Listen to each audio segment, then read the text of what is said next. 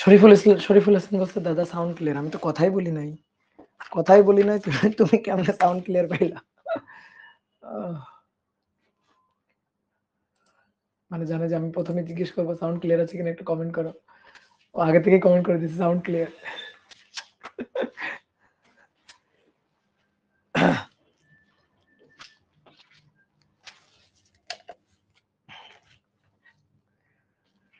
তো কেমন আছো সবাই? আশা করি ভালো আছো। আজকে মহান বৃহস্পতিবার, পবিত্র বৃহস্পতিবার আজকে। কালকে শুক্রবার, কালকে ছুটির দিন। আজকে আমাদের আধুনিক পদার্থবিদ্যা অধ্যায়ের 7ম ক্লাস। আশা করি সবাই ভালো আছো, সবাই সুস্থ আছো। সবাইকে শুভেচ্ছা জানাচ্ছি আজকের ক্লাসে। তো আমরা ভরের আপেক্ষিকতা, দৈর্ঘ্যের আপেক্ষিকতা, সময়ের আপেক্ষিকতা, এই 3টা আপেক্ষিকতার সূত্র এগুলো আমরা দেখে ফেলছি। ইভেন ভর শক্তি উপপাদ্যের যে সূত্রগুলা, শক্তির যে সূত্রগুলা, সেইগুলো আমরা দেখে ফেলছি।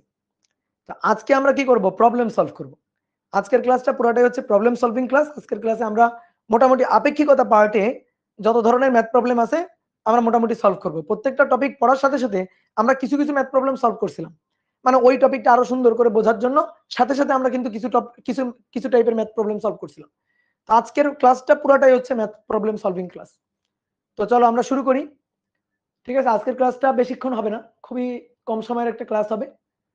আজকের ক্লাসটা বেশ বড় হবে না, ঠিক আছে। আর কালকের দিনটা তোমাদের ছুটি থাকবে, মানে আগামীকাল শুক্রবারেও তোমাদের ক্লাস হওয়ার কথা। তো শুক্রবারে ক্লাসটা হবে না, শুক্রবারে ক্লাসটা একটু ছুটি থাকবে, ঠিক আছে। আমি হয়তো থাকবো না, ঠিক আছে, রাজশাহীতে থাকবো না, একটু ঢাকা যাবো হয়তো। তো এই কারণে শুক্রবারের ক্লাসটা তোমাদের ছুটি দেওয়া হইলো, ঠিক আছে। ওকে, তাহলে চলো আমরা শুরু করি। দেখো, ম্যাথ করার জন্য ধরো তুমি সময়ের আপেক্ষিকতার সূত্র বুঝো নাই, তুমি লরেন্জের রূপান্তর বুঝো নাই, তুমি দৈর্ঘ্যের আপেক্ষিকতার সূত্রের প্রতিপাদন বুঝো নাই, ভর শক্তি উপপাদ্য বুঝো নাই, ভরের আপেক্ষিকতার সূত্র প্রমাণ বুঝো নাই, বোঝার দরকার নেই, সমস্যা নাই। কেউ যদি নাও বোঝে, অনেকে এই অধ্যায়টা ভয় পায়, বিশেষ করে ডেরিভেশন গুলা ভয় পায়। ডেরিভেশন গুলা ভয় পেয়ে এই অধ্যায় আর ধরেই না। আরে ওই অধ্যায় অনেক কঠিন অধ্যায়, ডেরিভেশন অনেক বড় বড়, আমি ওই অধ্যায় থেকে প্রবলেম আসলে সলভ করব না।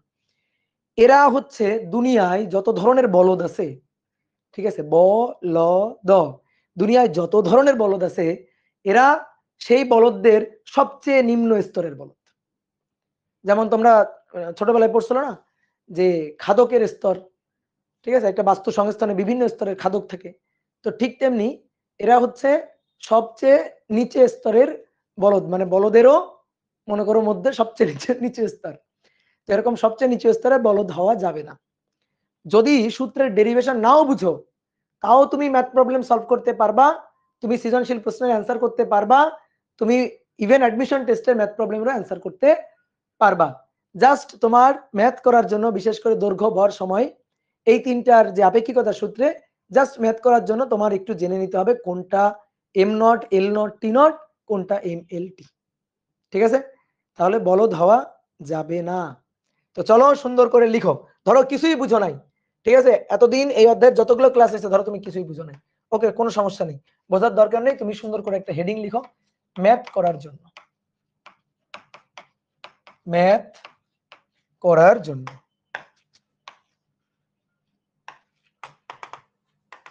তিনটা আপেক্ষিকতার সূত্র, L equal to L naught root over 1 minus V square by C square, T equal to T naught root over 1 minus V square by C square, আর M equal to M naught root over 1 minus V square by C square. ভর আর সময়ের সূত্র দুইটা একই, দৈর্ঘ্যের সূত্রটা একটু অন্যরকম। আর দৈর্ঘ্যের হবে সংকোচন, ভর এবং সময় বৃদ্ধি, কাল দীর্ঘায়ন, ভরের বৃদ্ধি হবে। তো এবার দেখো আমাদের ধরতে হবে কোনটা এল নট, কোনটা টি নট, কোনটা এম নট, আর কোনটা এল টি এম। তো এটা বোঝার উপায় খুব সুন্দর একটা উপায়। মনে করো এটা পৃথিবী, আর্থ, আর পৃথিবীর পৃষ্ঠে একজন পর্যবেক্ষক, পৃথিবীর পৃষ্ঠে একজন পর্যবেক্ষক। আর এটা হচ্ছে রকেট, রকেটটা ভি বেগে গতিশীল, যেখানে ভি আলোর বেগের কাছাকাছি বেগ।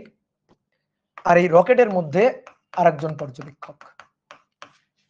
এইবার শোনো, অনেকে ভাবে পৃথিবীর সময় টি নট, পৃথিবীর দৈর্ঘ্য এল নট, পৃথিবীর ভর এম নট, মহাকাশের গুলা হচ্ছে এম এল টি।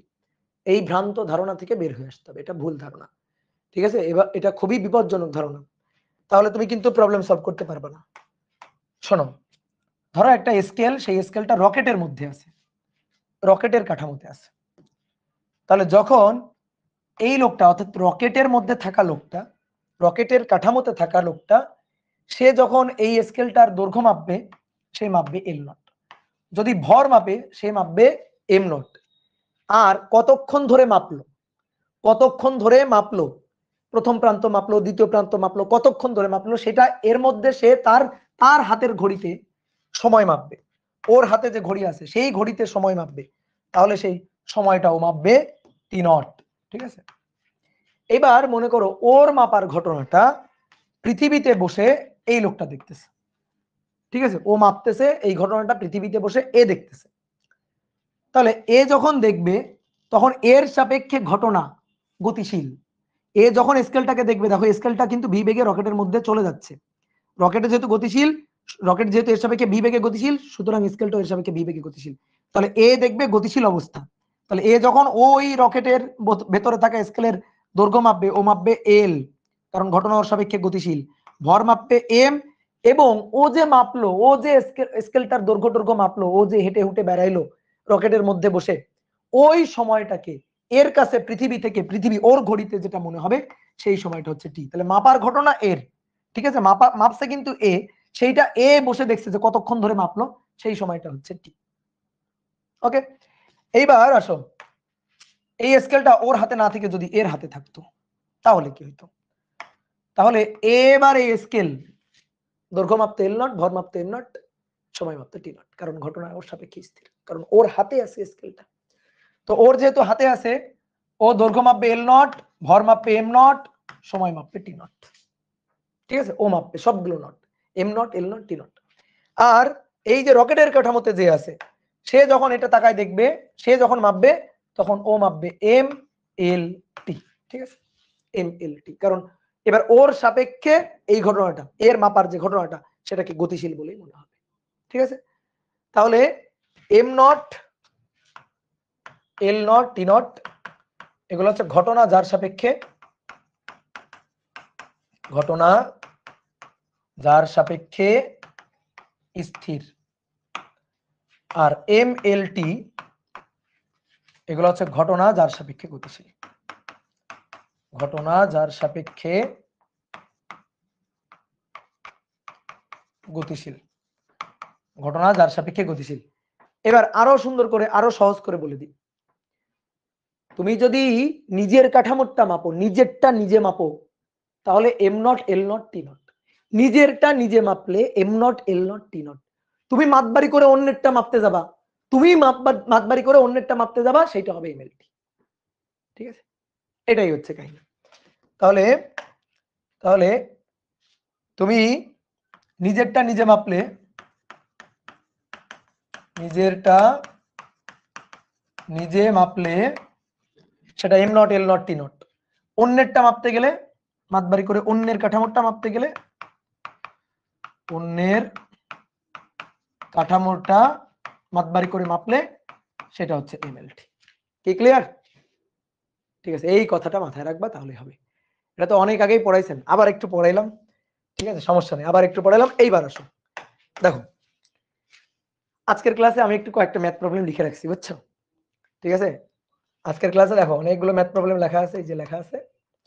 তো তোমাদের প্রবলেমগুলো তোলার দরকার নেই, আমি সলভ করে দিচ্ছি।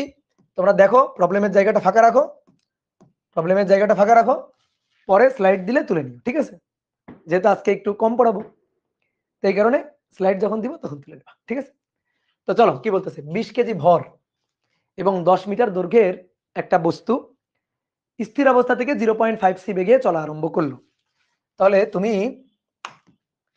তুমি পৃথিবীতে আসো, এই যে তুমি এখানে আসো, 20 কেজি ভরের একটা বস্তু এবং তার দৈর্ঘ্য হচ্ছে 10 মিটার, সেটা চলা শুরু করছে। এই যে এটা চলা শুরু করছে কত বেগে?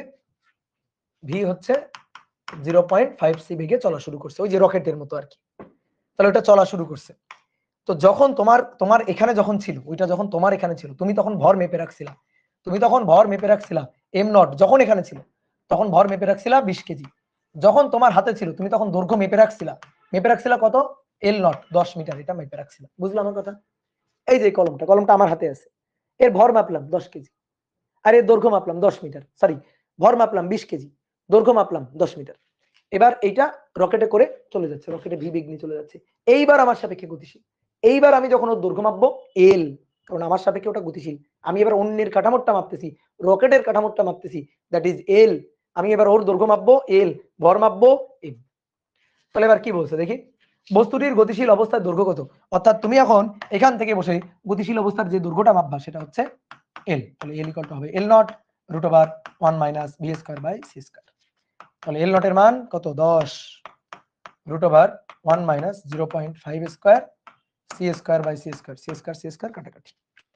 তাহলে 1 মাইনাস 0.5 এর স্কয়ার রুট অ্যান্সার গুণ 10, তাহলে 5√3 মিটার। ডান। এবার আসো 2 নম্বর কোশ্চেন। 2 নম্বর কোশ্চেন বলছে নিউটনীয় গতিশক্তি ও আপেক্ষিক তত্ত্ব থেকে প্রাপ্ত গতিশক্তি সমান নয়, এটা গাণিতিকভাবে ব্যাখ্যা করো। নিউটনকে যদি জিজ্ঞেস করি যে ভাই নিউটন তুমি বলো তো একটু গতিশক্তির সূত্রটা, ভাই নিউটন বলবে E K equal to half M V square. কিন্তু যদি ভাই আইনস্টাইনকে জিজ্ঞেস করো, তখন তোমাকে ভাই আইনস্টাইন বলবে না নিউটন ভুল বলছে, E K equal to M C square minus M naught C square. তুমি এই দুইটা সূত্র থেকে গতিশক্তি বের করবা, বের করে দেখাবা যে এই দুইটা সূত্র থেকে প্রাপ্ত গতিশক্তি সমান নয়, অবশ্যই সমান হবে না। কেন সমান হবে না? কখন হইতো? যদি এই বস্তুটার বেগ এই যে 0.5 সি না হয়ে 10 meter per second, 50 meter per second, 100 meter per second, 500 meter per second আলোর বেগের তুলনায় অনেক অনেক কম হইতো, তাহলে দুইটা সূত্র দিয়েই গতিশক্তি কিন্তু সেম আসতো। এটা আমি তোমাকে গত ক্লাসেই দেখাইছি যে বেগের মান যদি ভি এর মান যদি সি এর তুলনায় অনেক অনেক অনেক অনেক কম হয়, তাহলে আইনস্টাইনের যে গতিশক্তি সূত্র সেটাই কিন্তু নিউটনের গতিসূত্রকে সমর্থন করে। আমি আইনস্টাইনের গতিসূত্র থেকে নিউটনের গতিসূত্রে চলে আসতে পারি, কিন্তু বেগের মান যখন অনেক বেশি হবে তখন নিউটনীয় কাঠামো থেকে বা নিউটনের সূত্র থেকে গতিশক্তির যেটা আমরা বের করব সেটা কিন্তু ঠিক হবে না। তো আমার কোশ্চেন ওটাই বলছে যে নিউটনের সূত্র থেকে বের করবা, আইনস্টাইনের সূত্র থেকে বের করবা, দেখাবা যে দুইটা সমান নয়। তা আমরা দেখাবো দুইটা সমান নয়। এখন কোনটার যদি আমি যদি মানে জিজ্ঞেস করি যে কোনটা ঠিক, তাহলে অবশ্যই আইনস্টাইন কাঠামো থেকে যেটা হিসাব করবো ওইটাই কিন্তু ঠিক। তাহলে চলো এবার হিসাব করি, দুই নম্বর। তাহলে প্রথমে নিউটন, তাহলে নিউটনের কাঠামো থেকে গতিশক্তি ধরো ই কে এন নিউটন, তাহলে এটা হচ্ছে হাফ এম ভি স্কয়ার। নিউটনীয় কাঠামোতে ভরের কি কোনো চেঞ্জ হয়? তাহলে এই যে ভর এম, এটা কিন্তু ওই স্থির অবস্থারই ভর, কারণ ভরের তো কোনো আপেক্ষিকতা নিউটন কি বলে ভরের কোনো আপেক্ষিকতা হয় না। তাহলে 1/2 এম, এম এর মান 20 কেজি, আর ভি স্কয়ার, ভি হচ্ছে এই বেগটা, তো 0.5 into 3 into 10 to the power 8, 0.5 C তার স্কয়ার। তাহলে এখান থেকে আমি শক্তি পাবো জুল এককে, 10 গুণ 0.5 গুণ 3 এক্সপোনেনশিয়াল ফাংশন 8 তার square, 2.25 into 10 to the power 17 joule, বিশাল শক্তি। এটা হচ্ছে নিউটন। এবার আসো আইনস্টাইন। এবার আইনস্টাইন বা আপেক্ষিক তত্ত্ব অনুযায়ী গতিশক্তি ই কে ধরো এ লিখলাম এটা। তাহলে এটা সূত্র কি? এটা সূত্র হচ্ছে M C square minus M naught C square. এই যে আমি দেখলাম একজনের কমেন্ট যে ভাই এম কই, এম কই? তো এই এম দেওয়া নেই, মন খারাপ করার কিছু নেই, বের করে নিব, কোনো সমস্যা নেই। কিভাবে বের করব? ভরের আপেক্ষিকতা সূত্র। অনেকে কি করতে পারো, এম আগে বের করে নিতে পারো ভরের আপেক্ষিকতা সূত্র দিয়ে, দেন মানটা এখানে বসাইতে পারো, দরকার নেই। দেখো M naught root over 1 minus V square by C square minus M naught C square. তাহলে একটা কাজ করো, এম নট সি স্কয়ারটার কমন নাও, কমন নিয়ে 1 divided by root over 1 minus V square by C square minus 1। আসো M নটের মান 20, C square 3 into 10 to the power 8 তার স্কয়ার। এবার 1 divided by root over 1 minus V square হচ্ছে 0.5 square C square কাটাকাটি একবারে লিখলাম 0.5 স্কয়ার মাইনাস 1। তাহলে দেখি এবার কত আসে। 1 divided by root over 1 minus 0.5 এর স্কয়ার মাইনাস 1, এর সাথে গুণ হবে 20 গুণ হবে 3 এক্সপোনেনশিয়াল ফাংশন 8 তার স্কয়ার। তাহলে 2.784 into 10 to the power 17 joule. ঠিক আছে, এটা হচ্ছে অ্যান্সার হয়ে গেল। তাহলে এই দুইটা সমান নয়, তো দেখালাম যে হ্যাঁ তাই তো, ই কে নিউটন আর ই কে আইনস্টাইন, ই কে আইনস্টাইন এই দুটো তো সমান নয়, সেটাই আমরা দেখালাম। ঠিক আছে, ঠিক আছে, মুদ্রা কথা একই, কই মুদ্রা কথা একই, কেমনে একই হইলো? ওটা 2.25 আর এটা 2.78, কেমনে একই হইলো? ওই পাগল, কাছাকাছি তো? নো, কাছাকাছি না, মোটেও কাছাকাছি না। ঠিক আছে, এটা 10 টু দি পাওয়ার 17, দেখছো 10 টু দি পাওয়ার 17 মান, মান দেখো, কোনোভাবে এটা কাছাকাছি না। আচ্ছা, এবার এখানে জায়গা রাখছিলাম হচ্ছে এই ম্যাথের 2 নম্বরটা এই পৃষ্ঠায় করার জন্য জায়গা রাখছিলাম। ঠিক আছে, তো জায়গা তো নাই, আসলে এখানে পরে একটা ম্যাথ করবো না। এবার আসো 2 নম্বর, 2 নম্বর বলো কি বলছে? পদার্থবিজ্ঞান পরীক্ষাগারে জায়েদ খান চলে আসছে, জায়েদ খান 1 মিটার দৈর্ঘ্যের একটি ধাতব বস্তুর ঘনত্ব নির্ণয় করলেন 19.3 into 10 to the power 3 kg per meter cube. এবার অন্যদিকে এই যে জায়েদ খানের ভাই চলে আসছে জলিল, অনন্ত জলিল দৈর্ঘ্য বরাবর 0.9 সি বেগে গতিশীল কাঠামোতে ওই বস্তুটার ঘনত্ব মাপতেন। তাহলে এখন বলছে গতিশীল কাঠামোতে ধাতব বস্তুটার দৈর্ঘ্য আগে কত হবে? এটা তো খুবই সহজ। গতিশীল গতিশীল কাঠামো থেকে গতিশীল কাঠামোতে ধাতব বস্তুর দৈর্ঘ্য কত হবে? এই যে মনে করো ল্যাবরেটরি, এই যে পৃথিবী, পৃথিবীতে মনে করো এই গাছতলায় ল্যাব, গাছতলায় ল্যাব আছে, পরীক্ষাগারে কে? জায়েদ খান। এই হচ্ছে জায়েদ খান, এই যে জায়েদ খান পরীক্ষাগারে 1 মিটার দৈর্ঘ্যের একটি ধাতব বস্তুর ঘনত্ব নির্ণয় করলেন। এই যে 1 মিটার দৈর্ঘ্যের ধর একটা ধাতব বস্তু, 1 মিটার তার দৈর্ঘ্য, এর ঘনত্ব এ মাপলো আর কি। তো এই যখন ঘনত্ব মাপলো, এই যখন ঘনত্ব মাপলো সেটা 19.3 গুণ 10 to the power 3 kg per meter cube. দেখো এর কাঠামোতে, তাহলে এইটা এল নট, এর কাঠামোতে যেহেতু নিজের কাঠামোটা মাপলে এল নট, তাহলে যে এল নট হচ্ছে 1 মিটার, তারপরে রো নট ঘনত্ব, রো নট হচ্ছে এইটা। এবার কি বলছে? অন্যদিকে জলিল দৈর্ঘ্য বরাবর এত বেগে গতিশীল কাঠামো হতে বস্তুর ঘনত্ব মাপলো, অর্থাৎ এর দৈর্ঘ্য বরাবর, এর যে দৈর্ঘ্য, এই দৈর্ঘ্য বরাবর গতিশীল কোনো একটা কাঠামো, ধরো মনে করো একটা স্পেসশিপ, ঠিক আছে, মনে করো একটা মহাকাশ যান, এই যে একটা মহাকাশ যান, এই যে মহাকাশ যানের মধ্যে জলিল বসে আছে, এই যে দৈর্ঘ্য বরাবর, এই দৈর্ঘ্যের দিকে গতিশীল ভি 0.9 সি, তাহলে এই বেগে গতিশীল এই কাঠামো হতে সে সে এই স্কেলের দৈর্ঘ্য মাপবে, তাহলে দৈর্ঘ্য মাপবে সেটা এল, এল কত সেটা চাইছে। তাহলে 1 নম্বর কোশ্চেন, গতিশীল কাঠামোতে ধাতব বস্তুটার দৈর্ঘ্য কত হবে? L, L naught √1 minus V square by C square. তাহলে 1 √1 minus V square 0.9 square C square, C square, C square, C square কাটো, তাহলে √1 মাইনাস 0.9 এর স্কয়ার, তাহলে এটা আসবে 0.435, 0.4358 এত মিটার। এটা হচ্ছে 1 নম্বর, ডান। এবার বলছো অনন্ত ও জায়েদ ঘনত্ব কি একই মাপবে? নো নো নো, ঘনত্ব একই মাপবে না। গত ক্লাসে আমি তোমাকে ঘনত্বের সূত্র দেখাইছি। এই ম্যাথটা, এই ঘনত্বের, বিশেষ করে ঘনত্বের ব্যাপারটা, এটা কিন্তু বিভিন্ন বইয়ে ভুল করা আছে, বিভিন্ন বইয়ে ঘনত্বের এই সূত্রটা কিন্তু ভুল প্রমাণ করা আছে। তো ভুলটা করা যাবে না, ঠিকটা করতে হবে। এখন তুমি যদি একবারে করো তাও আমার কোনো আপত্তি নেই, ভেঙে ভেঙে করো তাতেও আমার কোনো আপত্তি নেই। তাহলে আসো 2 নম্বর, ঘনত্ব, ঘনত্ব জায়েদ খান মাপছে রো নট এটা, তাহলে জায়েদ খান যে যে মাপছে ঘনত্ব, ঠিক আছে, আর এই হচ্ছে দুইটাই তো জে হয়ে গেল। আচ্ছা এই হচ্ছে এ, এ জে, এ জে, তাই না? বর্ষার একটা ডায়লগ আছে A J. Jalil, sorry Zayed, Zayed Khan মাপছে কত? ঘনত্ব রো নট 19.3 গুণ 10 to the power 3 kg per meter cube, এটা জায়েদ খান মাপছে। এবার আসো এ জে, এ জে মাপছে, এই যে অনন্ত জলিল, সে কত মাপবে?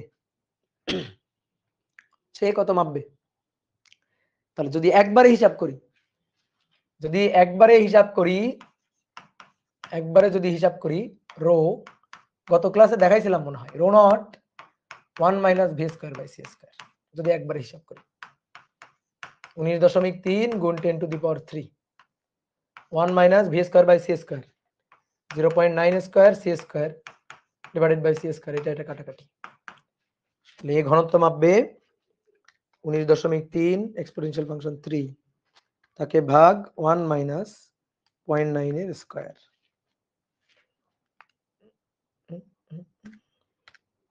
1.01 ইন্টু 10 টু দি পাওয়ার 5 এত কেজি মিটার কিউব। ঠিক আছে, আর তুমি যদি ভেঙে ভেঙে করতে চাও তাহলে ওই যে সূত্রের প্রমাণ, ভেঙে ভেঙে করা মানে সূত্রের প্রমাণ। ঠিক আছে, সহজ কথা, ভেঙে ভেঙে করা মানে সূত্রের প্রমাণ। যে অর যে ভাই আয়তন ভি, তো ভি ইকুয়াল টু এর দৈর্ঘ্য, যেহেতু দৈর্ঘ্য বরাবর গতিশীল, তাহলে দৈর্ঘ্য এল, প্রস্থ ধরো বি, উচ্চতা এইচ, যেহেতু দৈর্ঘ্য বরাবর গতিশীল দৈর্ঘ্যেরই চেঞ্জ হবে, L naught root over 1 minus V square by C square, আর বি থাকবে বি নট, এইচ নটই থাকবে। তাহলে L naught B naught H naught হচ্ছে জায়েদ খানের, এই যে জায়েদ খান পৃথিবীতে বসে যে ভি নট মাপছে সেই ভি নট, তাহলে ভি নট এটা into root over 1 minus V square by C square. Okay, তারপরে এটা হচ্ছে ভি, আর ভর তো ভরের সূত্র তো আমরা জানি, তাহলে ঘনত্ব rho equal to M divided by V, তাহলে এম এর জায়গায় হবে এম নট, নিচে root over 1 minus V square by C square, আর ভি ইকুয়াল টু হবে V naught root over 1 minus V square by C square. তো এই যে M naught by V naught মানেই তো rho naught 1 minus V square by C square, তাহলে এটুকু করে দেন হিসাব করবা। ঠিক আছে, অর একই কথা, ওখানে ডিরেক্ট সূত্র দিয়ে করছি, আর এটা হচ্ছে ভেঙে ভেঙে করা। বোর্ড পরীক্ষা আসলে এটা করাটা বেটার, বুঝছো? বোর্ড পরীক্ষা একবারে এরকম সূত্র খাটাইলে কার কাছে খাতা পড়বে আল্লাহই জানে, তাই না? তো এই কারণে বোর্ড পরীক্ষা একটু ভেঙে করাটা বেটার, ব্যাট অ্যাডমিশন আসলে এভাবে করতে পারো, কোনো সমস্যা নেই। ওকে, এবার দেখো 3 নম্বর, এটা খুব সুন্দর একটা কোশ্চেন, 21 সালে বোর্ডে কোথায় যেন আসছিল। তো কি বলছে যে পৃথিবীর পৃষ্ঠ থেকে 250 আলোক বর্ষ লাইট ইয়ার দূরে একটি গ্রহের উপর গবেষণা করার জন্য একদল গবেষক একটা কচ্ছপকে পাঠাইছে নভোযানে করে। তো নভোযানের বেগ হচ্ছে 0.6 নভোযানের বেগ, এবং যে কচ্ছপটাকে পাঠাইছে একদল গবেষক 60 বছর বয়সী একটি কচ্ছপকে পাঠাইছে। কত বছর বয়সী? 60 বছর বয়সী একটা কচ্ছপকে পাঠাইছে, বয়স কেবল 60 বছর হয়েছে। এবার ওই গ্রহে পাঠাই দেওয়া বলছে ওই কচ্ছপের ভর হচ্ছে 20 কেজি, 1 লাইট ইয়ার দেওয়া আছে, প্রাণীটির গড় আয়ুষ্কাল 400 বছর, গড় আয়ুষ্কাল 400 বছর, এটা দেওয়া আছে। দেখো গড় আয়ুষ্কাল, আমি বললাম আমার আয়ুষ্কাল, যার আয়ুষ্কাল, যার বয়স সে বলবে। তাহলে গড় আয়ুষ্কাল 400 বছর, এই যে 400 বছর এটা কিন্তু ওই কচ্ছপের আয়ুষ্কাল। কচ্ছপ কত বছর সময় পাচ্ছে, আমি কত বছর সময় পাচ্ছি ওইটা দিয়ে কিন্তু হিসাব হবে না। কচ্ছপ 400 বছর পাচ্ছে কিনা, নাকি তার কম পাচ্ছে, নাকি তার বেশি পাচ্ছে, সেইটা আমাদের দেখতে হবে। তাহলে এবার আসো দেখো, উদ্দীপকের চলন্ত অবস্থায় প্রাণীটির ভর চাইছে, তাহলে এটা তো খুব ইজি কোশ্চেন, চলন্ত অবস্থায় ভর। তাহলে একবারে চিত্র যদি না আঁকতে চাও একবারে লিখে দিবা m equal to m naught root over 1 minus V square by C square. তাহলে স্থির অবস্থায় ভর ছিল কত? ভর ছিল হচ্ছে 20 kg root over 1 minus V square by C square 0.6 square, C square তো কাটাকাটি, তাহলে 20 by root over 1 minus 0.6 square,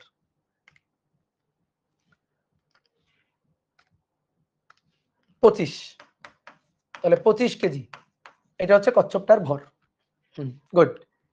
এইবার আসো 2 নম্বর কোশ্চেনটা খুব ইম্পর্টেন্ট। কচ্ছপটি ওই গ্রহে জীবিত পৌঁছাইতে পারবে কি, নাকি মহাকাশযানের মধ্যে এর আগেই পটল তুলবে? জীবিত পৌঁছাইতে পারবে কি, নাকি মহাকাশযানের মধ্যে আগেই মারা যাবে, এটাই আমাদের বের করতে হবে। ঠিক আছে, তাহলে আসো একটু চিত্র আঁকাই, চিত্র আঁকলে ফিল পাওয়া যাবে, চিত্র আঁকলে ফিল করা যাবে। পৃথিবী, তো আমরা এই যে এখানে আছি, আমরা গবেষক, এই যে আমরা গবেষক আছি, আমরা গবেষক নভোযানে করে পাঠাই দিছে, এই যে নভোযান, এই নভোযানে করে পাঠাই দিছে। তো নভোযানটার বেগ কত? নভোযানটার বেগ হচ্ছে ভি হচ্ছে 0.6 6c 250 আলোক বর্ষ দূরে একটি গ্রহ, 250 আলোক বর্ষ দূরত্ব, এস 250 লাইট ইয়ার আলোক বর্ষ দূরে, ভি এত বেগে যাবে, এত বর্ষ দূরে এই যে গ্রহ, এই যে একটা গ্রহ, ঠিক আছে, অন্য একটা গ্রহ, ঠিক আছে, এই হচ্ছে গ্রহটা, এই গ্রহে যাবে, ঠিক আছে। তাহলে এই গ্রহে যাবে, এই হচ্ছে কচ্ছপটা, ঠিক আছে, এই হচ্ছে কচ্ছপ, ঠিক আছে, এই হচ্ছে কচ্ছপটা। আসো এবার হিসাব করবো আমরা, দেখি কচ্ছপটা জীবিত বুঝাইতে পারছে কিনা। 0.6 বেগে 250 লাইট ইয়ার, 250 লাইট ইয়ার দূরে আমরা পাঠাবো। তাহলে দেখি তো ওই 250 লাইট ইয়ার দূরে 0.6 বেগে যাইতে গেলে আমরা পৃথিবীতে বসে হিসাব করতেছি, দেখি কত সময় লাগবে। পৃথিবীতে বসে হিসাব করে পাঠাচ্ছি, দেখি কত সময় লাগবে, যাবে 250 লাইট ইয়ার, যাবে 0.6 বেগে। তাহলে আমরা এখানে বসে হিসাব করতেছি, দেখি ওর যাইতে কত বছর লাগে। তাহলে পৃথিবীর গবেষকদের হিসাব অনুযায়ী, পৃথিবীর গবেষকদের হিসাব অনুযায়ী ভ্রমণের সময়টি, তো T equal to S divided by V, সহজ হিসাব, ঠিক আছে। দেখো কেন এটা পৃথিবীর পর্যবেক্ষকদের সময়, কেন কেন এই সময়টাকে আমরা পৃথিবীর পর্যবেক্ষকদের সময় বলতেছি। এই পৃথিবীর পর্যবেক্ষকরা তারাই দেখছে না, তারাই মাপছে না 250 লাইট ইয়ার দূরে, 250 লাইট ইয়ার দূরে। এর সাপেক্ষে অর্থাৎ পৃথিবীর পর্যবেক্ষকের সাপেক্ষে কচ্ছপটা যাচ্ছে এত বেগ নিয়ে, তাহলে দূরত্ব এদের সাপেক্ষে, গবেষকদের সাপেক্ষে, বেগটাও, কচ্ছপের বেগটাও গবেষকদের সাপেক্ষে। তাহলে আমি যদি ওই দূরত্বটাকে এই বেগটা দিয়ে ভাগ দিই, তাহলে আমি যে সময় পাবো এস ইকুয়াল টু ভিটি, তাহলে T equal to S by V, দূরত্বটাকে যদি এই বেগটা দিয়ে ভাগ দিই, তাহলে পৃথিবীতে বসে হিসাব করবে যে এত বছর, মানে কত বছর লাগে যাইতে সময়। তাহলে এখান থেকে টিটা হিসাব করবে, পৃথিবীবাসী টিটা হিসাব করবে, এস এর মান 250 লাইট ইয়ার, ঠিক আছে, 250 লাইট ইয়ার, এটাকে 250 সি এভাবে বলা যায়। দেখো কেমনে, 250 লাইট ইয়ার, এটা তো লাইট ইয়ার হচ্ছে একটা দূরত্ব, তো এস ইকুয়াল টু কি ভিটি না, ভিটি। তাহলে টি হচ্ছে 1 লাইট ইয়ার, মানে সরি এস হচ্ছে ধরো 1 লাইট ইয়ার, এই দূরত্ব। আলো এক বছরে যে দূরত্ব অতিক্রম করে, তাহলে টি হচ্ছে 1 ইয়ার, এই যে 1 ইয়ার, আর এই ভি হচ্ছে সি আর কি, ভি আলোর বেগ, আলো এক বছরে যে দূরত্ব অতিক্রম করে সেটাই 1 লাইট ইয়ার। তাহলে 1 লাইট ইয়ার মানে হচ্ছে সি ইয়ার, কি কথা বলছো, 1 লাইট ইয়ার মানে সি ইন্টু আর কি ইয়ার। দেখো 1 লাইট ইয়ার, এই যে আলোর বেগ সি ইন্টু ইয়ার, তাহলে এভাবে বসানো যায় যে 250 এক লাইট ইয়ারে হচ্ছে সি, 250 হচ্ছে 250 সি, এত দূরত্ব, এত লাইট ইয়ার, তাহলে এত ইয়ার ডিভাইডেড বাই বেগ কত, ভি কত 0.6 সি। এবার এটা কাটাকাটি, তাহলে টি আসবে ইয়ারে 250 ভাগ 0.6, তাহলে 416.66 বা 67 ইয়ার। কি বোঝা গেছে, ক্লিয়ার? আচ্ছা এই জায়গাটা অনেকে একটু বোঝা নাই যে এস ইকুয়াল টু কেন 250 ইন্টু সি হইল। দেখো আলো কত বেগে অতিক্রম করে, সি বেগে, তাহলে আলো এক বছরে যে দূরত্ব অতিক্রম করে সেটা 1 লাইট ইয়ার, 1 লাইট ইয়ার।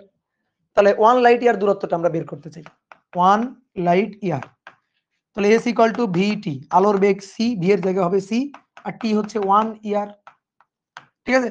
তাহলে 1 light year equal to C year, তাহলে 250 লাইট ইয়ার, এই যে 250 light year equal to C গুণ 250 ইয়ার, সেটাই বসাইছি, সি গুণ 250 ইয়ার।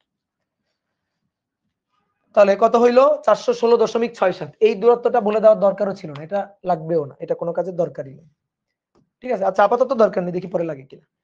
তাহলে এইটা হচ্ছে পৃথিবীর পর্যবেক্ষকদের সাপেক্ষে কচ্ছপটার যাইতে সময়। এবার কথা হচ্ছে ওই যে বললাম, কারো বয়স তুমি মাপতে পারবা না, যার বয়স সে মাপবে।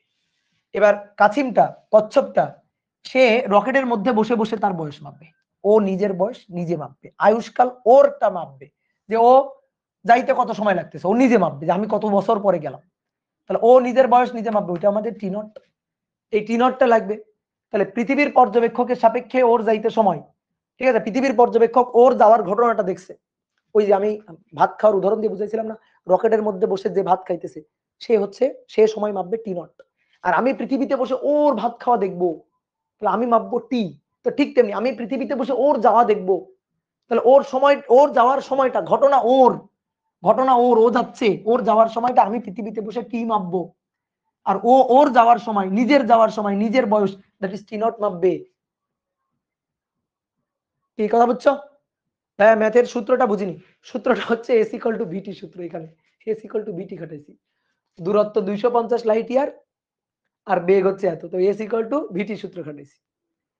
কেন এস ইকুয়াল টু ভিটি না? এই পাগল, তুমি তোমার বাড়ি থেকে কলেজে যাবা, একজন বলছে এস ইকুয়াল টু ভিটি, তাহলে T equal to S by V কি করে হলো? আরে পাগল, তুমি তুমি বাড়ি থেকে স্কুলে যাবা, কলেজে যাবা, সরি, তো কলেজে যাবা 2 কিলোমিটার দূরত্ব, যাইতে সময় তোমার সময় লাগছে 1 ঘন্টা, তাহলে বেগ কত আমি যদি বের করতে পারি, অথবা ধরো যে যাচ্ছ 1 কিলোমিটার পার আওয়ার বেগে, দূরত্ব হচ্ছে 2 কিলোমিটার, তাহলে কতক্ষণ লাগবে কিভাবে বের করবা? সমবেগে যদি যাও কিভাবে বের করবে? এস ইকুয়াল টু ভিটি না?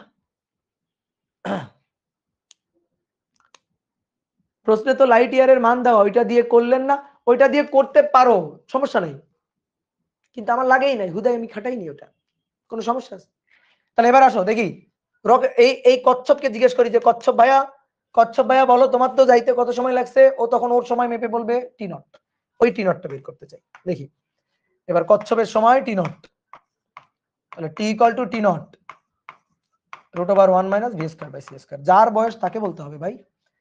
টি হচ্ছে 416.67 আর টি নট হচ্ছে, হিসাব করতে চাই, root over 1 minus V square, তাহলে 0.6 এর স্কয়ার। তাহলে এখান থেকে টি নট আসবে হচ্ছে, করছো নাকি কেউ?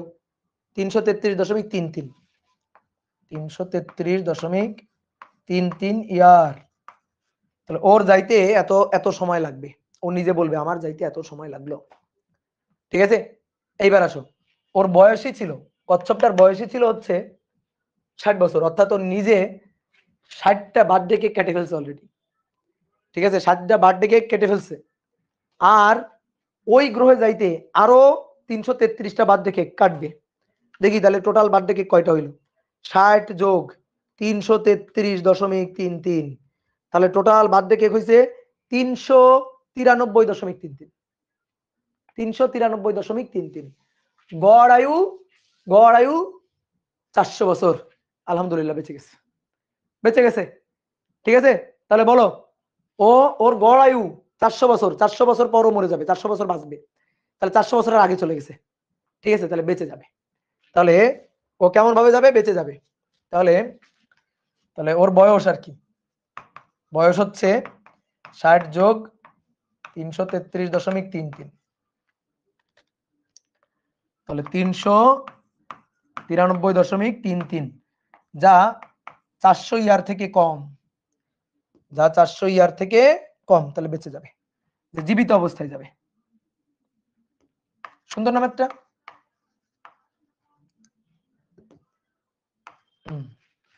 তাহলে বেঁচে যাবে,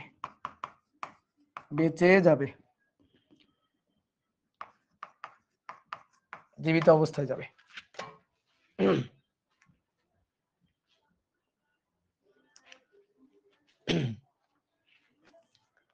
ঠিক আছে, ওকে, চলো এবার দেখি পরের কোশ্চেনটা কি। এবার কোশ্চেনগুলো সোজা সোজা। কি বলছে? 2 কেজি ভর থেকে প্রাপ্ত মোট শক্তি কত kilowatt hour? MCQ type question. Einstein কি বলছে? ভর হচ্ছে শক্তির একটা ফর্ম, শক্তিকে যেমন ভরে, ভরকে তেমন শক্তিকে কনভার্ট করা যায়। তাহলে আমি যদি 2 কেজি ভরকে টোটাল শক্তিতে কনভার্ট করে ফেলি, আমি কি পরিমাণ শক্তি পাবো? আগে জুল বের করো, তারপরে কিলোওয়াট আওয়ার করি। তাহলে ই ইকুয়াল টু আইনস্টাইনের ভর শক্তি সূত্র অনুযায়ী E equal to MC square, ঠিক আছে? যদি বলে এত কেজি ভর থেকে কি পরিমাণ শক্তি পাবা, পুরো ভরটাকে শক্তিতে কনভার্ট করার সূত্র E equal to MC square.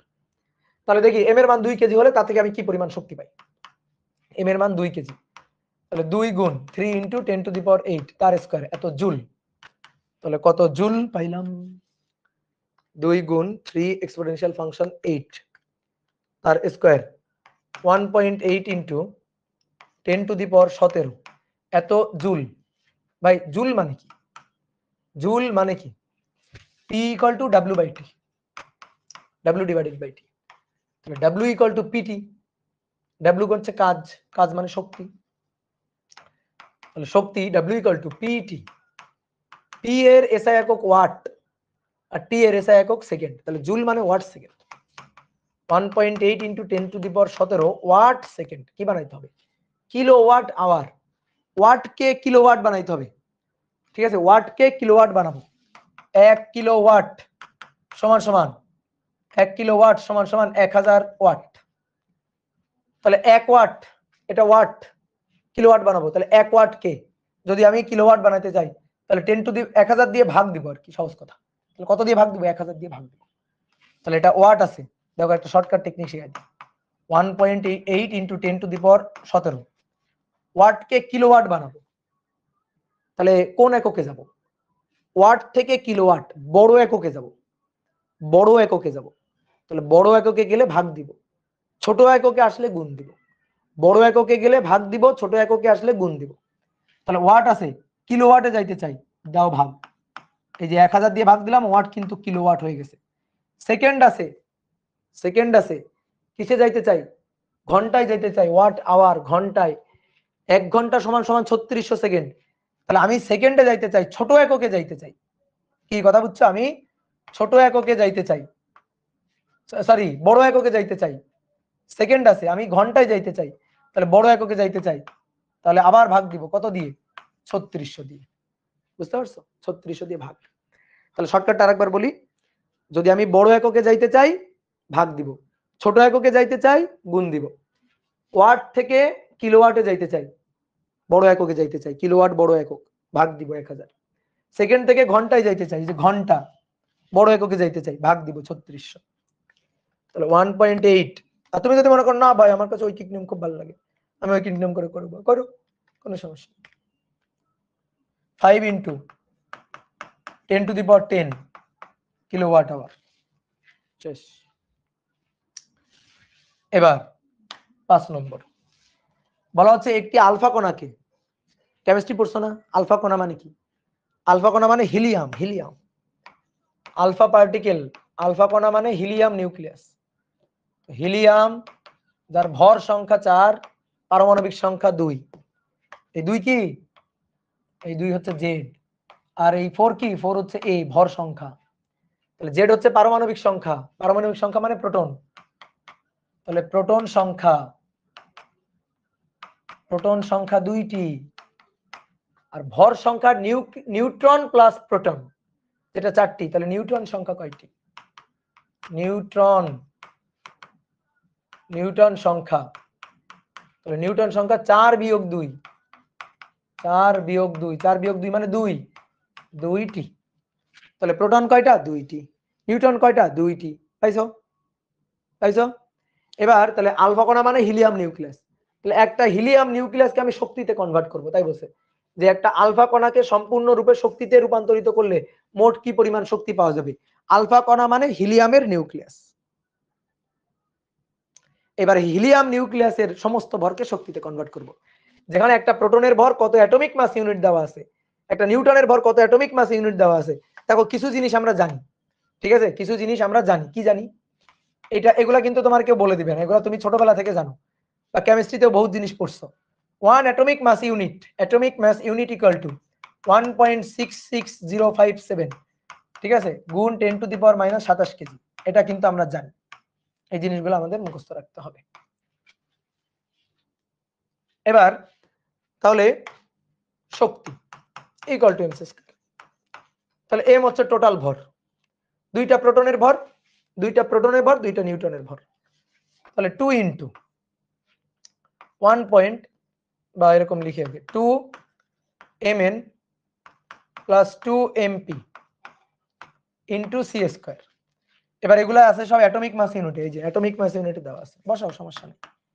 2 নিউটনের ভর 1.00866, 2 1.00728। এটা কোন এককে? কোন এককে এটা বলো? অ্যাটমিক মাস ইউনিট, তারে বানাইতে হবে কেজি, অ্যাটমিক মাস ইউনিট আছে, গুণ কেজি, না হলে তুমি জুল পাবা কেমনে? 1.66057 গুণ 10⁻⁻27 কেজিতে কনভার্ট করে ফেললাম। অ্যাটমিক মাস ইউনিট কেজি হয়ে গেল। এবার গুণ 3 × 10⁸ এর স্কয়ার। বাকি কাজ এই ভদ্রলোক করবে। 1.00866 যোগ 2 গুণ 1.00728 গুণ 1.66057 এক্সপোনেনশিয়াল ফাংশন -27 গুণ 3 এক্সপোনেনশিয়াল ফাংশন 8 তার স্কয়ার। তাহলে 6.02569 গুণ 10⁻⁻10 জুল আসছে। এবার শোনো, এটাকে চাইলে তুমি নরমালি 10⁻⁻10 অনেক কম, অনেক কম, এগুলাকে নরমালি আমরা ইলেকট্রোভোল্টে কনভার্ট করি, এগুলাকে আমরা ইলেকট্রোভোল্টে কনভার্ট করি। তো ইলেকট্রোভোল্টে কনভার্ট করব কেমনে? ইলেকট্রনের চার্জ দিয়ে ভাগ দিব। 1 ইলেকট্রোভোল্ট যদি বলি জুল কত, 1.6 × 10⁻⁻19 এত জুল। ঠিক আছে, তাহলে আমরা এই যে জুলকে ইলেকট্রোভোল্টে কনভার্ট করব। তাহলে 1 জুল সমান সমান 1 জুল সমান সমান ভাগ এটা, তাহলে একে ভাগ দিব ইলেকট্রনের চার্জ দিয়ে 1.6 × 10⁻⁻19, তাহলে ভাগ 1.6 এক্সপোনেনশিয়াল ফাংশন -19, তাহলে 3.766 গুণ 10⁻9 এত ইলেকট্রোভোল্ট। দেখো এবার ইলেকট্রোভোল্ট এককে দেখতে একটু বেশ বড় লাগতেছে, জুল এককে খুবই ছোট মান, ইলেকট্রোভোল্টে একটু বড় লাগতেছে আর কি। তো এইভাবে ইলেকট্রোভোল্টে লেখা হয়। তুমি যদি এটাকে এই জুলটাকে এটাকেই বলো অ্যান্সার, আমার কোনো আপত্তি নেই। ঠিক আছে, হিলিয়াম 2+ হবে না, এখানে হোক, এখানে 2+ হোক আর যাই হোক, ওগুলা নিয়ে আমার কোনো কাহিনী নেই, আমার হিলিয়াম নিউক্লিয়াস নিয়ে কাহিনী।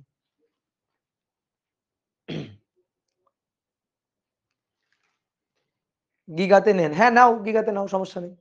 এত গিগা ইলেকট্রোভোল্ট 3.766 গিগা ইলেকট্রোভোল্ট নাও। গিগা মানে কত? 10⁹9। হ্যাঁ,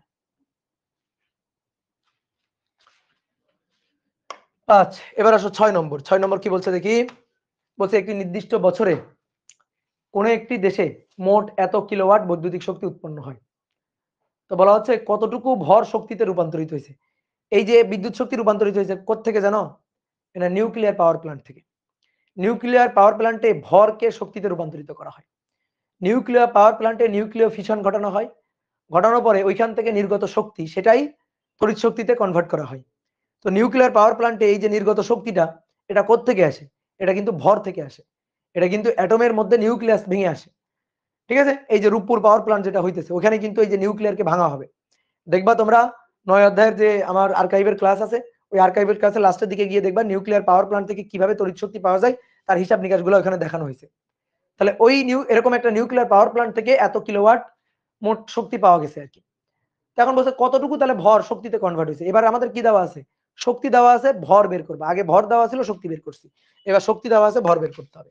ওকে, কোনো ব্যাপার না, E = mc²।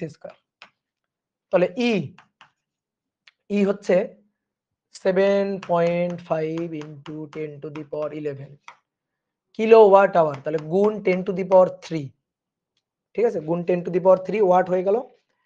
আওয়ার একে সেকেন্ড করব, মানে জুলে কনভার্ট করব, বুঝছো? এটা তো কিলোওয়াট আওয়ার আছে, জুলে কনভার্ট করব, তাহলে গুণ 10⁻3 আওয়ার মানে ওয়াট। এবার আওয়ারকে সেকেন্ডে, তাহলে 3600 দিয়ে গুণ। আগে যেমন 3600 দিয়ে ভাগ করছিলাম, 1000 দিয়ে ভাগ করছিলাম, এবার গুণ করব জুলে কনভার্ট করার জন্য।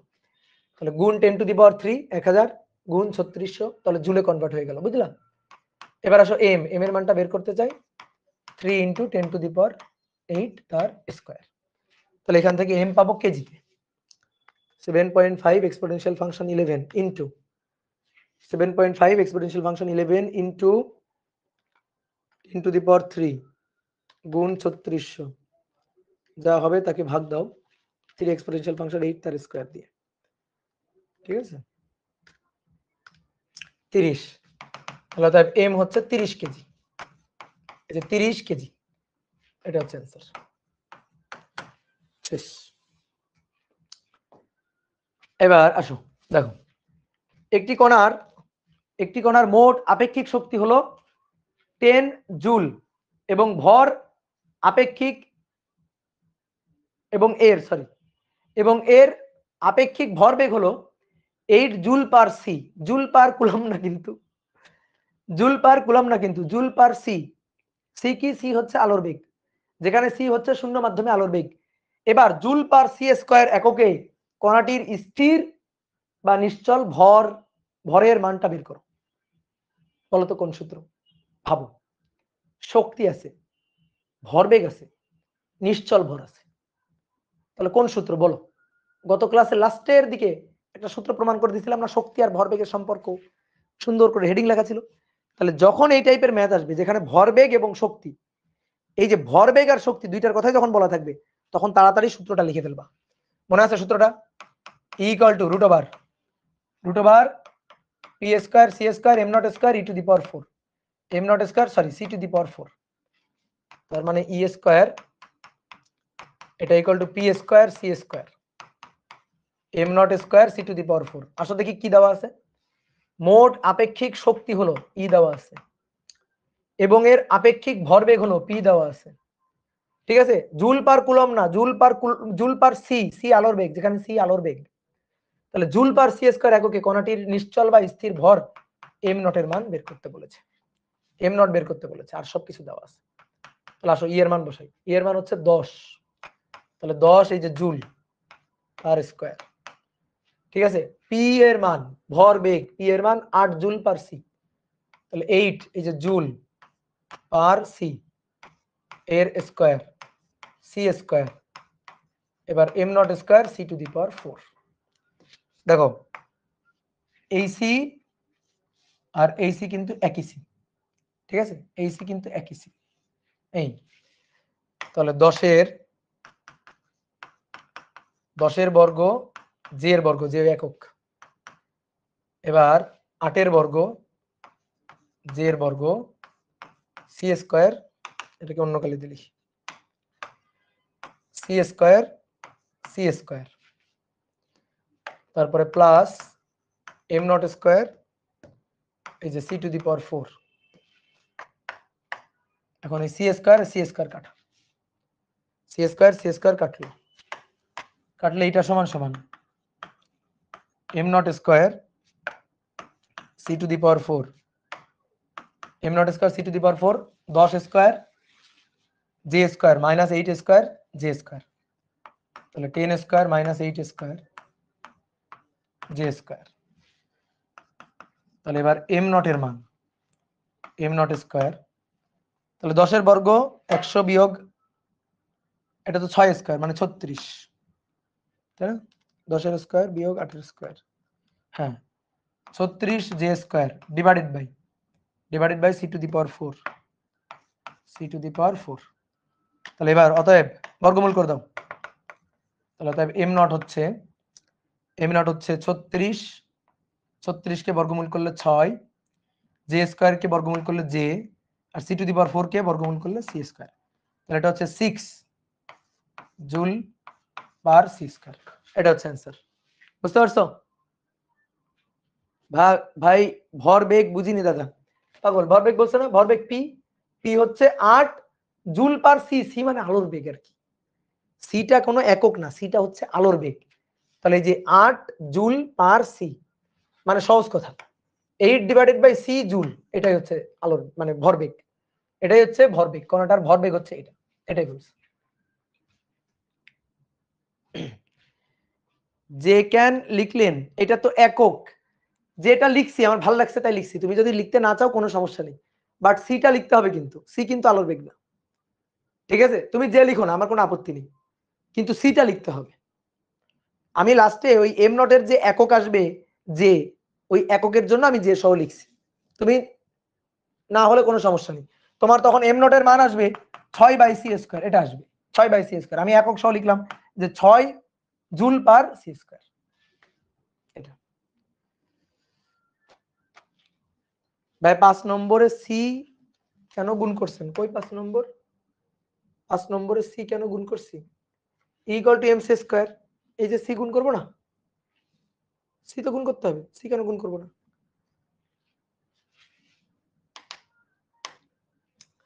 এবার আসো একটা এমসিকিউ কোশ্চেন। c/√2 বেগে চলমান একটি প্রোটনের গতিশক্তি 0.414 m0c²। তো এর ভরবেগ কত? ভরবেগ চাইছে, ভরবেগ। গতিশক্তি দেওয়া আছে, শক্তি না কিন্তু, ঠিক আছে? গতিশক্তি দেওয়া আছে, শক্তি না কিন্তু।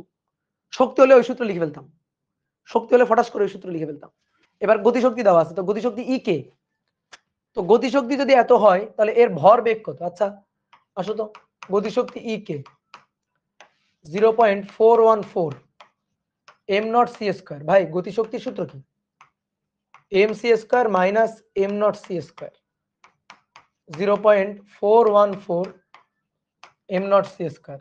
m0c² কে ওই পাশে পাঠাও, তাহলে mc² m0c² ওই পাশে গেলে 1 যোগ হবে, তাহলে 1.414 m0c²।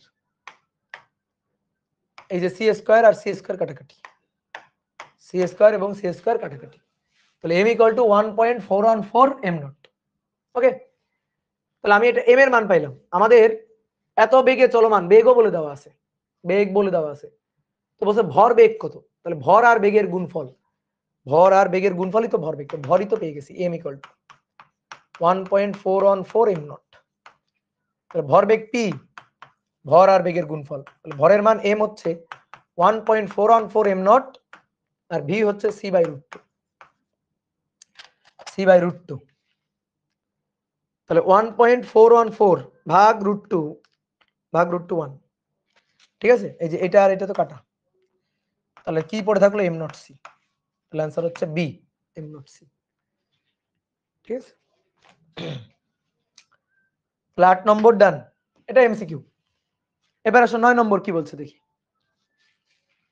9 নম্বর কি বলছে? একটি ইলেকট্রন 0.8 সি বেগে ধাবমান হলে তার গতিশক্তি হয় x m0c², যেখানে m0 হচ্ছে ইলেকট্রনের ভর আর c হচ্ছে আলোর বেগ। তাহলে x কত?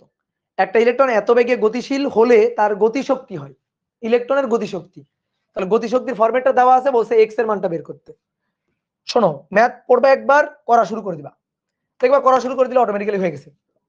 গতিশক্তি বলছে না, তাহলে গতিশক্তি E K equal to mc² minus m0c²। এটা হচ্ছে গতিশক্তির সূত্র, ই কে ইকুয়াল টু। এই গতিশক্তির ফরম্যাটটা দেওয়া আছে এই ফরম্যাটে, ঠিক আছে? গতিশক্তির ফরম্যাটটা দেওয়া আছে এই ফরম্যাটে। তাহলে আসো m ইকুয়াল টু m0 নিচে √1 minus v²/c² c² minus m0c²।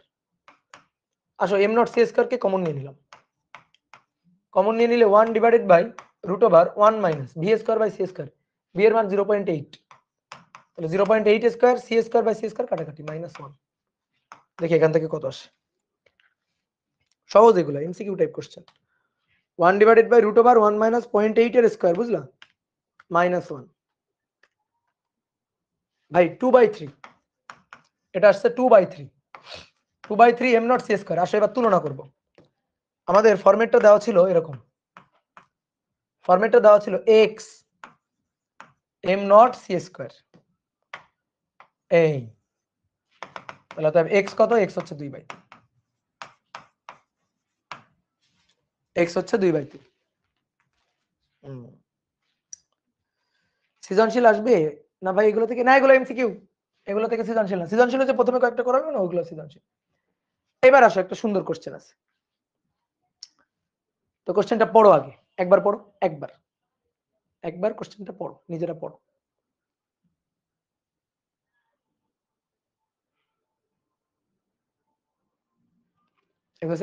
এক ঘন্টা হয়ে যাচ্ছে, এই তো 1 ঘন্টা হয়ে গেলে তো শেষ করে দিব। 1 ঘন্টা হয়ে গেলে শেষ করে দিব। দেখো বলছে একটা মেশন কণার গড় আয়ু 2.2 মাইক্রোসেকেন্ড এবং এরা ভূপৃষ্ঠতে বেশ উচ্চতায় 0.998 সি বেগ নিয়ে সৃষ্টি হয়। পৃথিবীর কোন পর্যবেক্ষক এই কণাটি নিঃশেষ হওয়ার মুহূর্তে একে কত দূরত্ব অতিক্রম করতে দেখবে? ওই যে একটু আগে একটা ম্যাথ করলাম না কচ্ছপের, সেম ম্যাথ, সেম ম্যাথ। দেখো যার আয়ু তাকে মাপতে হবে কিন্তু। তাহলে আমাদের বলছে মেশন কণার গড় আয়ু 2.2 মাইক্রোসেকেন্ড। বলো এটা কি আমরা মাপছি না মেশন কণা নিজে মাপছে? বলো তো দেখি। মেশন কণা নিজে মাপছে। গড় আয়ু আমরা কেন বলবো? যার গড় আয়ু ভাই সে বলবে, ঠিক আছে? আমরা কেন গড় আয়ু বলবো? অন্য মানুষের গড় আয়ু আমরা কেন বলবো? ঠিক আছে, তাহলে মেশন কণা নিজে মাপছে। তাহলে এবার আসো একটু চিত্র আঁকি। দেখো আগের ম্যাথটার ওই কচ্ছপের ম্যাথটার মতোই, পৃথিবী আর্থ, এই যে তুমি পৃথিবীতে বসে এখানে দেখো, তাহলে তুমি কি দেখছো? মেশন কণা। ধরো এই হচ্ছে একটা মেশন কণা, এই যে এই হচ্ছে একটা মেশন কণা। তো বলছে একটা মেশন কণার গড় আয়ু 2.2 মাইক্রোসেকেন্ড এবং এরা ভূপৃষ্ঠ হতে বেশ উচ্চতায় এত বেগ নিয়ে সৃষ্টি হয়। তাহলে যখন সৃষ্টি হয় তার বেগ হচ্ছে এত, তাহলে এত বেগ নিয়ে সৃষ্টি হয়। মেশন কণার এই যে বেগ ভি, পৃথিবীর সাপেক্ষে বেগ 0.998 সি, 0.998 সি, এত বেগ নিয়ে সৃষ্টি হয়। এই বেগ কার সাপেক্ষে? পৃথিবীর সাপেক্ষে। অনেক ভয় মেশন কণার সাপেক্ষে। আচ্ছা ধরো মেশন কণার সাপেক্ষে, মেশন কণার সাপেক্ষে বেগ এটা, মেশন কণার সাপেক্ষে মেশন কণার বেগ হয়। এ তো মনে করো যে মানে নিউটন শুনলে ভয় পাবে। মেশন কণার সাপেক্ষে মেশন কণার বেগ হয়? কখনো না। তাহলে ওই যে বেগটা, এটা আমরা দেখছি, এটা হচ্ছে আমাদের সাপেক্ষে ভি বেগ আর কি। এবার বলছে কি, পৃথিবীর কোন পর্যবেক্ষক ওই কণাটিকে নিঃশেষ হওয়ার মুহূর্তে একে কত দূরত্ব অতিক্রম করে দেখবে। অর্থাৎ এই কণাটা কিছু দূরত্ব অতিক্রম করে নিঃশেষ হয়ে যাবে আর কি। এই দূরত্ব অতিক্রম করার পরে ভস্ম হয়ে যাবে। তো এই দূরত্বটা পৃথিবীর পর্যবেক্ষক এই দূরত্বটা কত মাপবে সেটাই আমাদের চাইছে। তাহলে এই দূরত্বটা অতিক্রম করার পরে নিঃশেষ হয়ে যায়। গড় আয়ু কত? 2.2 মাইক্রোসেকেন্ড। তাহলে মেশন কণার গড় আয়ু, ও ওর আয়ু নিজে মাপবে, অর্থাৎ যত দূর বেঁচে থাকে। অর্থাৎ এখানে জন্ম, এখানে গিয়ে মৃত্যু, এখানে গিয়ে নিঃশেষ হয়ে গেছে। তাহলে জন্ম মৃত্যু, এই জন্ম মৃত্যুর মাঝখানের যে সময়টা, ও নিজের সময়টা মাপছে টি নট 2.2 মাইক্রোসেকেন্ড। জন্ম মৃত্যুর মাঝখানের ও সময়টা মাপছে টি নট 2.2 মাইক্রোসেকেন্ড। এবার আমরা দেখি জন্ম এবং মৃত্যুর এই মাঝখানের সময়টা আমরা তাহলে কত মাপবো? তাহলে ঘটনা কার? ঘটনা ওর বাঁচা মরার নিয়ে কাহিনী। তাহলে ওর বাঁচা মরার কাহিনী আমরা বসে মাপতেছি, তাহলে আমরা কত মাপবো? টি মাপবো। আগে টিটা বের করে নি, আসো আগে টিটা বের করে নি। তাহলে টি বের করবো, এস ইকুয়াল টু ভিটি। দেখো এস ইকুয়াল টু ভিটি, বোঝো? এস ইকুয়াল টু ভিটি সেই সূত্র, সরি এস ইকুয়াল টু ভিটি তে পড়ে। টি বের করবো, তাহলে টি নট দেওয়া আছে, টি বের করতে চাই, তাহলে T equal to T naught divided by root over 1 minus V square by C square. তাহলে টি নট হচ্ছে 2.2 মাইক্রোসেকেন্ড রুট ওভার 1 মাইনাস 0.998 এর square, C square by C square তো কাটাকাটি। তাহলে 2.2 রুট ওভার 1 মাইনাস 0.998 এর স্কয়ার।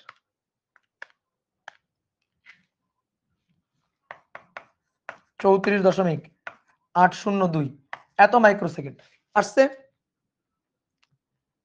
এবার তাহলে আমরা ওকে বাঁচা মরার সময় দেখবো এত মাইক্রোসেকেন্ড।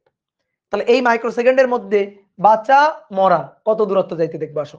তাহলে আমরা যে দূরত্ব যাইতে দেখবো এস ইকুয়াল টু ভিটি। তাহলে আমাদের সাপেক্ষে ওর বেগ এটা, আর আমরা সময় দেখছি এত।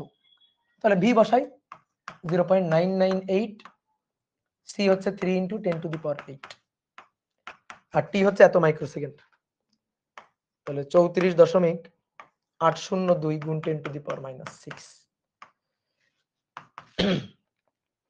অ্যান্সার গুণ 10⁻⁻6 গুণ 3 এক্সপোনেনশিয়াল ফাংশন 8 গুণ 0.998।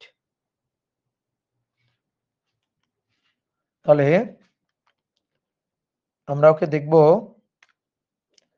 1.041 × 10⁻⁴ মিটার দূরত্ব অতিক্রম করতে দেখব। ঠিক আছে, আমরা এত মিটার দূরত্ব অতিক্রম করতে দেখব। ওকে, দাদা একটা কোশ্চেন আছে, বলো ভাইয়া। শরীফুল হাসান বলছে দাদা একটা কোশ্চেন আছে, বলো বলো বলো বলো। 1 ঘন্টা হয়ে গেল, তাড়াতাড়ি বলো, তাড়াতাড়ি।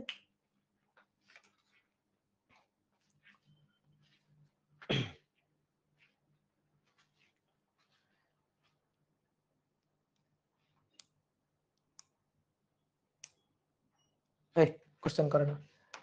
ওকে, এবার এসো 10 11। বাহ, সুন্দর একটা কোশ্চেন তো। পড়ো কোশ্চেনটা, পড়ো। একজন ভদ্র মহিলা মহাকাশ যানে করে 4 আলোকবর্ষ দূরের একটি গ্রহে এত বেগে যাবেন এবং ফিরে আসবেন। যাবেন ফিরে আসবেন।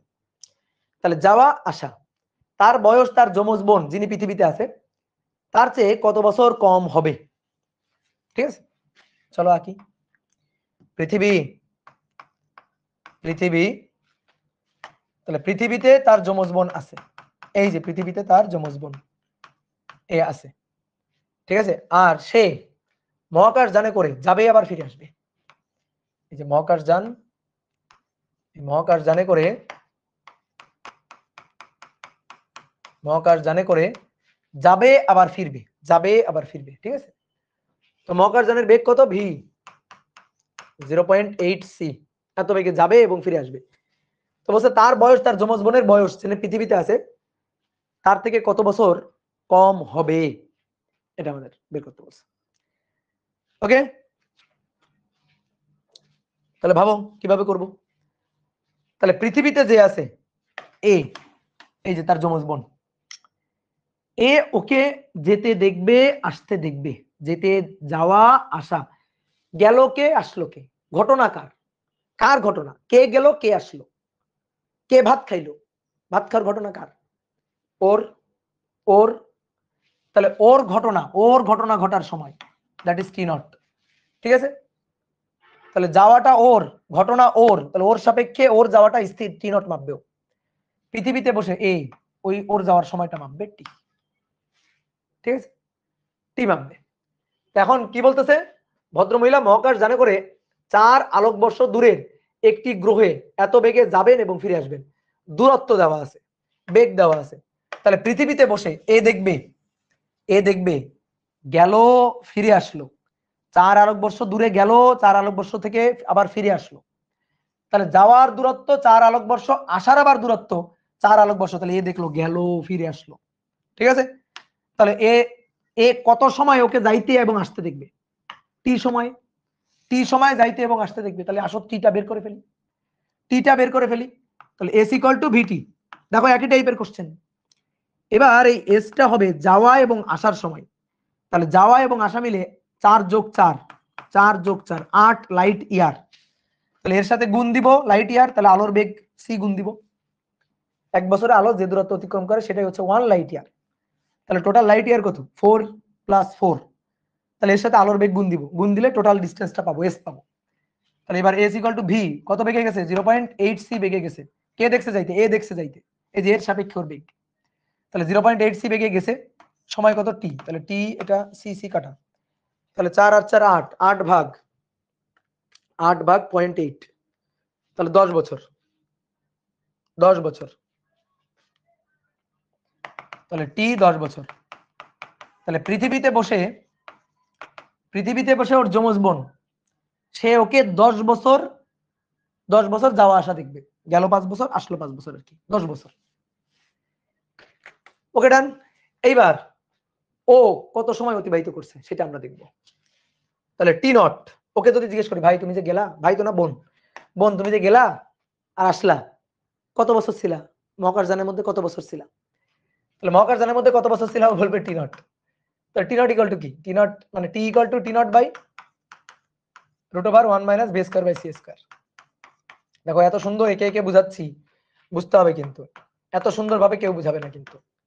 টি নট √1 - 0.8 এর স্কয়ার, তাহলে দেখি 10 √1 - 0.8 স্কয়ার, 6 বছর। তাহলে টি নট 6 বছর। তাহলে তাদের বয়সের পার্থক্য কত? 10 আর 6 4 বছর। তাহলে পার্থক্য, বয়সের পার্থক্য, বয়সের পার্থক্য, যেহেতু যমজ বোন, ধরো এরও বয়স ছিল x, এরও বয়স ছিল x, এর হইছে x + 10, ওর হইছে x + 6, তাহলে বিয়োগ করো এবার x + 10 থেকে x + 6 বিয়োগ করো, তার মানে 10 থেকেই 6 বিয়োগ, তাহলে কয় বছর? 4 বছর। কয় বছর? 4 বছর, 4 বছর, বুঝলা?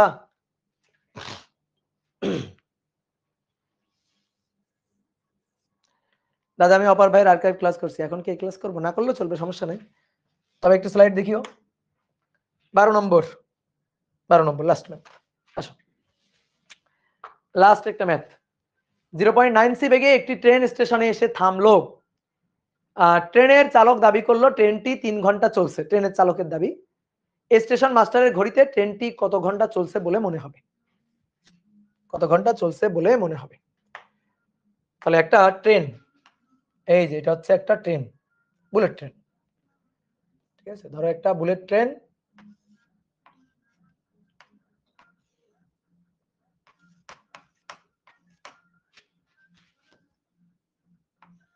বুলেট ট্রেন, এই হচ্ছে চালক, চালক চালায় নিয়ে আসছে। তো কত বেগ? 0.9 সি বেগ। আর প্ল্যাটফর্ম, এই যে পৃথিবীতে প্ল্যাটফর্ম, ঠিক আছে?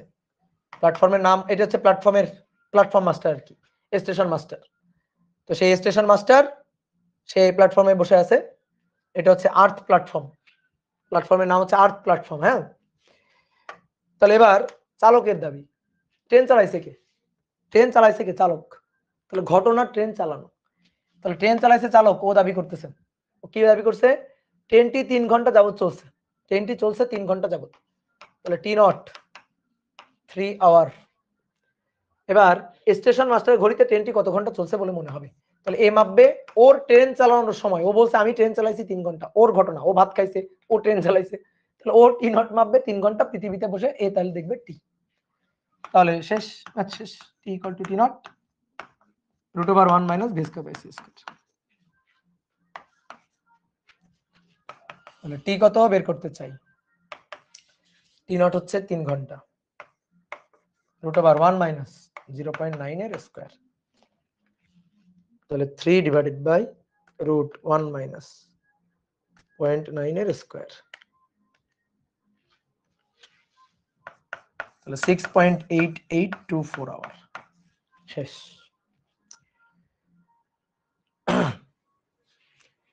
ও কি ট্রেন মহাকাশে চালাচ্ছে? ওই রকমই আর কি চিন্তা করো, ওই রকমই চিন্তা করো যে ট্রেন মহাকাশে চালাচ্ছে।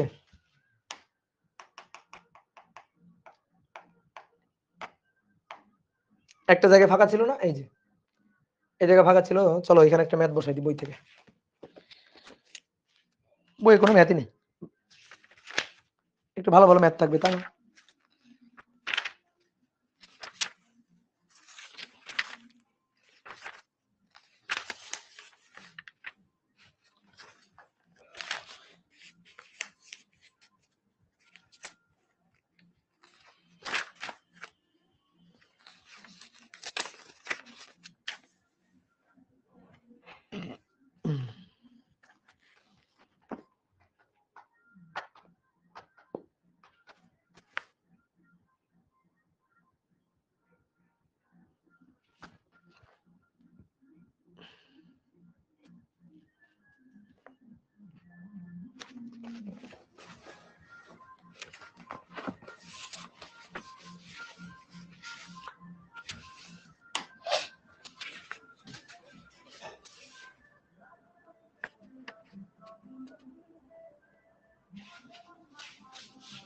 না, এই বইতে ভালো ম্যাথ নেই।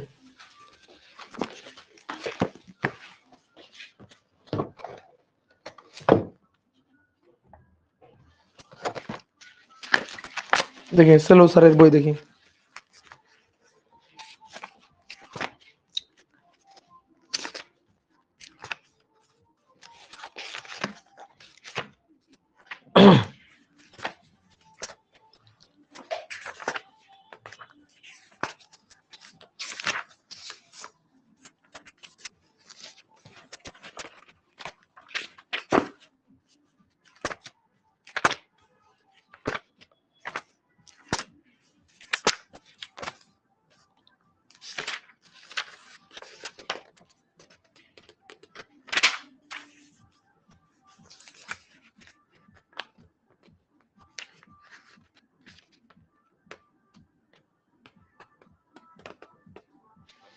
করো, ঢাকা ইউনিভার্সিটিতে আসা একটা কোশ্চেন দেখি, করো। ডিইউতে আসা বলছে একটি ট্রেনের স্থির অবস্থার দৈর্ঘ্য, একটি ট্রেনের স্থির অবস্থার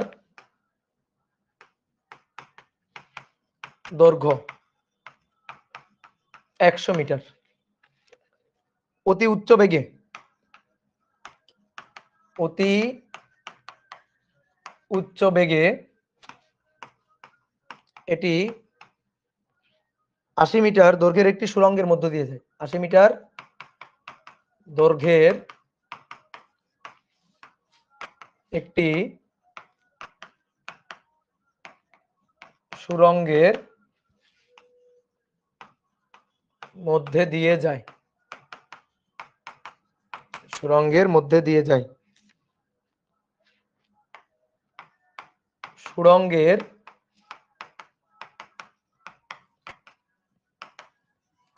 সুড়ঙ্গের দুই প্রান্তের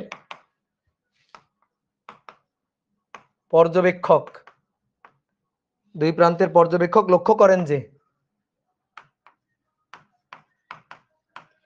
করেন যে একটি মুহূর্তে ট্রেনটির দৈর্ঘ্য ঠিক সুড়ঙ্গের দৈর্ঘ্যের সমান হয়। একটি মুহূর্তে ট্রেনের দৈর্ঘ্য সুড়ঙ্গের সমান হয়। Paradox math. সুড়ঙ্গের সমান হয়। তো ট্রেনের বেগ কত? ট্রেনের বেগ কত? করো। ম্যাথ সহজ, ম্যাথ খুবই সহজ।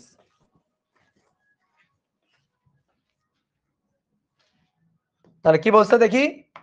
একটা ট্রেন, এই যে একটা ট্রেন, দেখো সহজে ম্যাথ পারার উপর একটা উপায় দিই।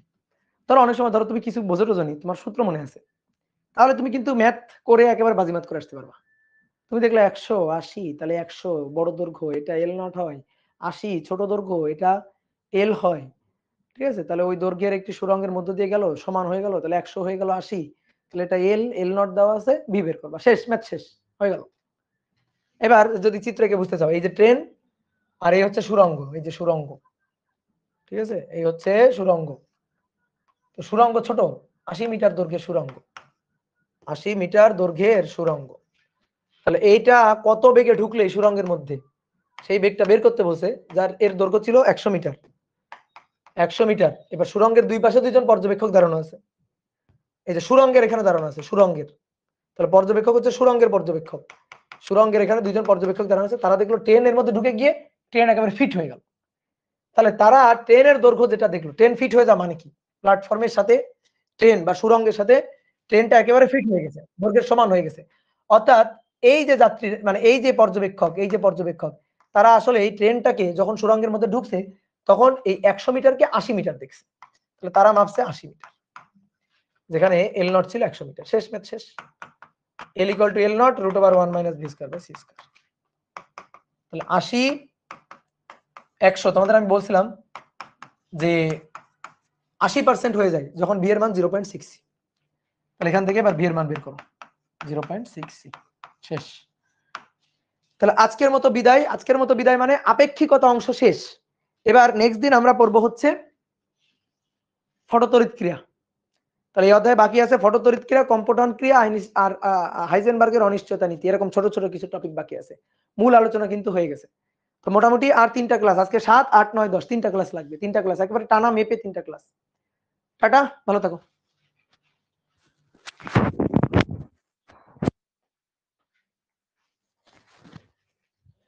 ভাই বইতে ভরের আপেক্ষিকতা কিভাবে প্রমাণ করা, এটা বোঝাই যায় না, এই জন্য তো ওটা করাইনি। ঢাবি রিটেন ম্যাথ করান একটা, এটাই ঢাবি রিটেন ম্যাথ। ঢাবিতে কোনো রিটেন ম্যাথ আসে না।